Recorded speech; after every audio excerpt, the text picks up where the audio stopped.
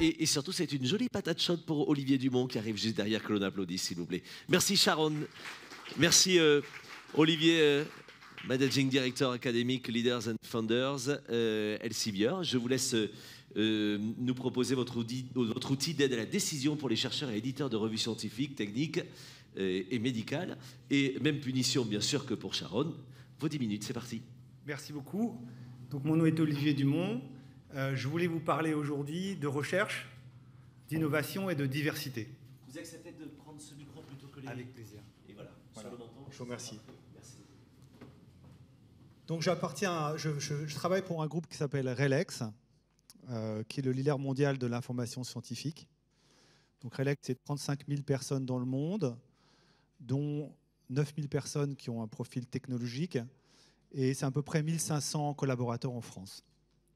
Voilà, RELEX est composé de 4 divisions. Moi, je travaille pour la société Elsevier. Donc Elsevier, c'est le leader mondial de l'information scientifique, technique et médicale. Et on se veut être un partenaire global des scientifiques et des chercheurs dans le monde. Voilà, Elsevier, pour ceux qui connaissent, c'est donc historiquement un éditeur scientifique. C'est le premier éditeur scientifique du monde, avec à peu près 20% des articles publiés dans le monde qui sont publiés dans une des 2700 revues de la société. Voilà, historiquement, on était donc un éditeur scientifique, et puis au travers des années, en particulier dans les 10 dernières années, la société a développé toute une série d'outils de data analytique. Donc là, c'est un exemple d'un des outils qui s'appelle Silevile, qui utilise un concept de machine learning qui s'appelle Topics of Prominence, et c'est une visualisation de ces topics. Voilà, donc au niveau du groupe RELEX, on utilise l'artificial intelligence, l'intelligence artificielle et le machine learning depuis de nombreuses années, et donc on a développé des principes d'éthique et de responsabilité que je ne vais pas vous décrire ici, mais qui sont utilisés par l'intégralité de nos outils. Le cas d'école, le cas d'usage que je vais vous présenter aujourd'hui est une illustration de notre utilisation de ces principes. Voilà, je vais vous donner 2 exemples d'utilisation de l'artificial intelligence chez Elsevier avant d'arriver à mon cas d'usage. Le premier, c'est un outil de drug, donc médicament, de calcul d'interaction, de risque d'interaction entre médicaments. Donc c'est un outil qu'on a développé il y a quelques années. Le deuxième exemple, c'est un outil de chat, donc de communication interface avec des aides-soignants, avec du personnel soignant, pour les entraîner à ces premières interactions avec les patients lors de leur première visite. Voilà, donc c'est un outil de chat qui leur permet de s'entraîner, de simuler ces conversations qui sont parfois pas faciles. Voilà, donc le cas d'usage dont je voulais vous parler aujourd'hui, c'est celui qui a lieu au cœur, qui est le cœur en fait de nos publications scientifiques. Donc le rôle d'une revue scientifique, c'est de certifier le contenu qui lui est soumis.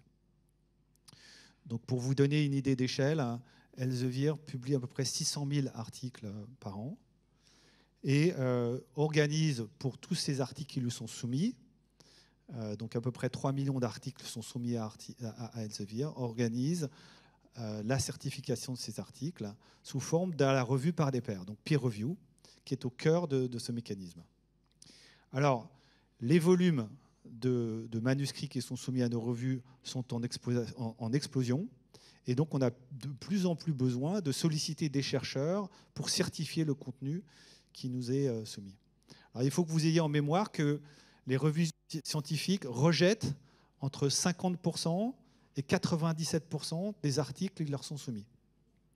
Donc beaucoup d'articles sont revus par les pairs et sont rejetés, et donc ne sont pas publiés par la revue à laquelle ils ont été soumises. Alors, il se trouve qu'à un certain moment, les éditeurs de ces revues, 10 en moyenne, arrivent au bout de leur réseau personnel de gens qu'ils peuvent solliciter pour revoir ces manuscrits. Et donc on a construit un outil de recommandation. Donc c'est un peer reviewer recommender. Donc on recommande de façon algorithmique des candidats peer reviewers aux éditeurs. Donc c'est un outil qui est essentiel dans leur travail parce que, comme je le disais tout à l'heure, ils arrivent au bout des candidats potentiels qu'ils peuvent solliciter. Donc l'outil les aide à aller au-delà de leur réseau personnel. Donc c'est un outil qui fonctionne en deux parties. Il y a un outil de sélection de candidats experts sur ce sujet. Ça, c'est le premier algorithme. Et le deuxième algorithme, c'est un outil de classement, donc de ranking de ces candidats. Et donc c'est sur la base de ce ranking qu'est fait la proposition aux éditeurs qui prennent la décision finale de solliciter ou pas solliciter un chercheur comme expert du sujet. Alors, pour vous donner une idée du succès de cet outil, quand on a développé cet outil en 2020, en 2021, 40% des invitations envoyées par les éditeurs des revues venaient de candidats proposés par le Reviewer Recommender. Donc on a eu un succès absolument phénoménal de notre outil. Pour vous donner une idée des volumes, on parle d'à peu près 259 000 invitations envoyées par mois grâce à cet outil. Donc on a eu un succès absolument phénoménal. Mais en 2021, une personne de mon équipe de Data Science, très senior, est venue me voir un soir en me disant « Olivier, on a un problème. Ton algorithme, c'est moi qui ai développé donc, ces algorithmes, ton algorithme introduit, renforce un biais qu'on connaît tous bien. Malheureusement, la science a un biais fort contre les femmes et notre recommandeur, malheureusement, renforçait encore ce biais. » Donc elle est venue me voir, c'était un jeudi soir, je m'en souviendrai, parce que je me suis dit, là, c'est la fin de ma carrière chez Elsevier. Donc je suis allé voir mon boss, donc, le CEO d'Elsevier. Je lui ai dit, voilà, je te présente cette personne de mon équipe, cette senior data scientist, qui a découvert ce biais. Et je vais donc récuser de cette conversation, parce que je suis jugé parti, cette personne me reporte, donc je vais sortir de la salle, et puis elle va t'expliquer le problème qu'elle a découvert. Donc la CEO a immédiatement pris la décision de présenter en fait le cas d'école, le cas d'usage d'ici, à un board externe d'Inclusion and Diversity qu'elle avait créé pour d'autres sujets. Donc la CEO d'Elsevier est une personne qui est passionnée des sujets d'Inclusion and Diversity. Elle a décidé de solliciter ce board en urgence. Donc elle a organisé un Zoom call. Le lendemain, immédiatement, elle a fait venir ses data scientists qui a présenté ce cas d'usage et ce problème. Alors, la question qu'elle a posée, que la CEO, donc la PDG d'Elsevier a posée à ce forum, c'est est-ce qu'il faut immédiatement retirer l'outil de production? Est-ce qu'il faut immédiatement le retirer parce qu'il a introduit ce biais? Et le biais est évidemment catastrophique, non seulement pour la population qui est discriminée, les femmes, mais aussi pour l'intégrité de la science. Parce qu'il est évident que l'intégrité de la science et de la certification scientifique dépend de la représentativité du panel d'évaluation. Et donc, si on sous-représente une population, on prend des risques énormes sur l'intégrité de la science. Voilà. Alors, je vais vous parler brièvement des solutions qui ont été mises en place et qui ont été recommandées par ce board. Alors, solution numéro 1, on a changé les algorithmes. Donc, ce n'est pas moi qui l'ai fait, parce que, encore une fois, j'ai été accusé de travailler sur cet outil. Donc, on a changé l'algorithme de sélection des candidats et de classement des candidats. On a changé les deux algorithmes. On a mis en place un outil de monitoring real-time, en temps réel, des biais, donc du biais gender, mais on a introduit deux autres paramètres que vous voyez ici, de biais. Et donc, on monitore en permanence, en real time, les invitations et les taux d'invitation, de sélection de chacune des invitations qui sont envoyées. Et tous les jours, on a une revue de ce qui s'est passé. En plus de ça, on a formé les éditeurs à la bonne utilisation de l'outil. On a rendu obligatoire une formation de tous nos personnels techniques, en incluant les product managers, dont je fais partie, sur ces problématiques d'éthique et de responsabilité.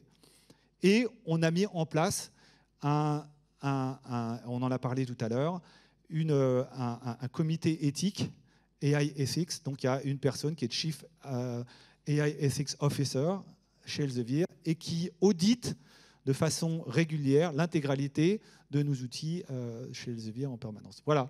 Il me reste 33 secondes. Je voulais extrapoler ce cas d'usage en essayant de joindre La problématique de ce matin, donc la problématique LLM, Generative AI et la problématique de cet après-midi, éthique. ChatGPT 4.0, comme vous le savez, utilise à peu près 453 milliards de documents.